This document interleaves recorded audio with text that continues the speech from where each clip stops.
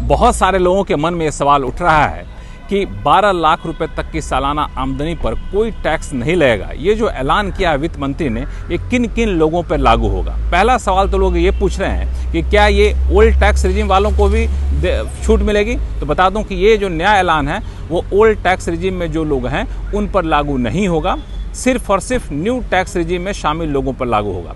यानी आप new tax regime में शामिल हैं या न्यू टैक्स रिजीम में शामिल हो जाएंगे तब आपको 12 लाख रुपए तक की सालाना आमदनी पर कोई टैक्स नहीं देना पड़ेगा।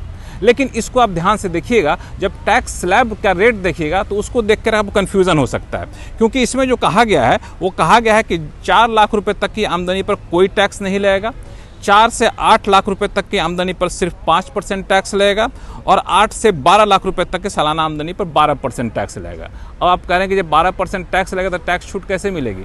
तो बता दूं कि एक सेक्शन था जिसको सरकार ने पिछले दिनों लागू किया था, उसके तहत 25,000 रुपये तक का टैक्स रिबेट देने का फैसला लिया था। 7 लाख रुपए तक की आमदनी फिर टैक्स फ्री हो जाती है उससे।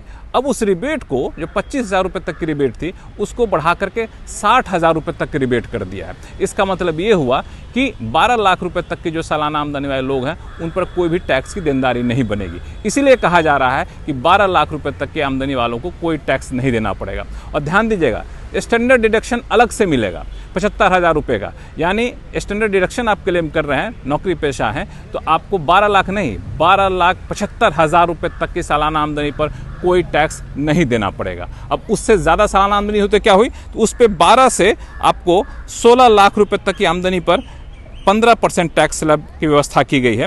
इस तरीके से 16 लाख रुपए से 20 लाख रुपए तक की आमदनी पर 20% टैक्स की व्यवस्था की गई है।